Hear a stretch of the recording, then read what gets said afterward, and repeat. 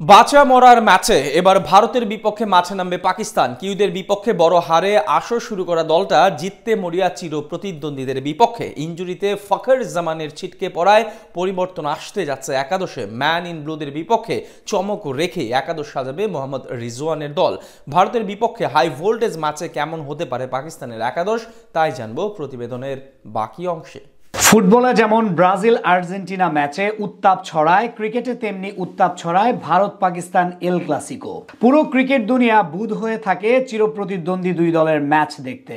Asia থেকে Oceania সব মহাদেশে আলোচনা থাকে দুই দলের ম্যাচ নিয়ে। পুরো পৃথিবী যেন পরিণত হয় দুইটি খণ্ডে। আরো একটি ভারত পাকিস্তান ম্যাচ দোরগোড়ায়, আর তাতে আলোচনার সবটা জুড়েই এই দুই দল। আইসিসি টুর্নামেন্ট ছাড়া দুই দলকে দেখা যায় না একে অপরের মুখোমুখি হতে। এবারের লড়াইটাও হচ্ছে আইসিসি চ্যাম্পিয়ন্স ট্রফিতেই। গত আসরের দুই ফাইনালিস্টের লড়াইয়ের উত্তাপ ছড়াবে পুরো পৃথিবী জুড়েই। ভারতের বিপক্ষে মাঠে নামার আগে বেশ চিন্তায় রয়েছে মোহাম্মদ রিজওয়ানের দল। কেননা প্রথম ম্যাচে কিউইদের বিপক্ষে বড় হারের ম্যাচে টুর্নামেন্ট থেকে ছিটকে পড়েছেন হার্ড হিটার ওপেনার ফখর জামান। ভারতের বিপক্ষে দারুণ কীর্তি রয়েছে ফখরের। 2017 সালের চ্যাম্পিয়ন্স ট্রফির ফাইনাল ম্যাচে তার ব্যাটিং এর সামনে দাঁড়াতেই পারেনি জসপ্রীত বুমরা, মোহাম্মদ শামিরা। চিরপ্রতিদ্বন্দ্বীদের বিপক্ষে ম্যাচের আগে তাই তাকে ভীষণভাবে মিস করবে পুরো পাকিস্তান। আইসিসি টুর্নামেন্টে বরাবরই ভারতের বিপক্ষে নাকানি চুবানি খায় বাবর আজম রিজওয়ানরা। তবে দলটির বিপক্ষে ম্যাচের আগে 2017 সালের চ্যাম্পিয়ন্স ট্রফির ফাইনাল জয়ের স্মৃতি নিশ্চিত করেই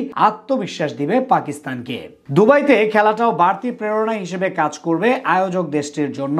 কেননা এই মাঠেই 2021 সালের টি-20 বিশ্বকাপে ভারতকে 10 উইকেটে হারিয়েছিল পাকিস্তান। ফখর জামানের না থাকায় ওপেনিং এ বদল আসছে নিশ্চিত করেই। কিউইদের বিপক্ষে স্লো ব্যাটিং করলেও ভারতের সাথে ওপেনিং এ খেলবেন বাবর আজম। তার সাথে যুক্ত হতে পারেন স্কোয়াডে যুক্ত হওয়া আরেক বাহাতি ওপেনার ইমামুল হক। কিউইদের বিপক্ষে ওপেনিং এ খেললেও এই ম্যাচে 3 নম্বরে দেখা যাবে সাউথ শাকিলকে। ব্যাটিং অর্ডারে এক ধাপ নিচে নামতে হবে অধিনায়ক মোহাম্মদ রিজওয়ানকেও। গত ম্যাচে 3 নম্বরে খেললেও ভারতের বিপক্ষে 4 নম্বরেই ফিরছেন তিনি। কিউইদের বিপক্ষে 6 রানে ফিরলেও ভারতের বিপক্ষে বাড়তি দায়িত্ব নিতে হবে তাকে। ব্যাটিং এ 6 নম্বরে দেখা যাবে সালমান আঘাকে। গত ম্যাচে সবাই যেখানে ধীরগতির ইনিংস খেলেছিলেন, বিপরীতে তার ব্যাট থেকে এসেছিল 28 বলে 41 রানের ঝড়ো ইনিংস। ফিনিশিং এর দায়িত্বে থাকবেন তাইব আলী ও খুশদিল শাহ। কিউইদের বিপক্ষে দলের সেরা ব্যাটার ছিলেন খুশদিল। ভারতের বিপক্ষেও শেষ দিকে তার ব্যাটিং এর দিকে চেয়ে থাকবে দল। স্পিন বিভাগে পরিবর্তনের তেমন কোনো সম্ভাবনা নেই।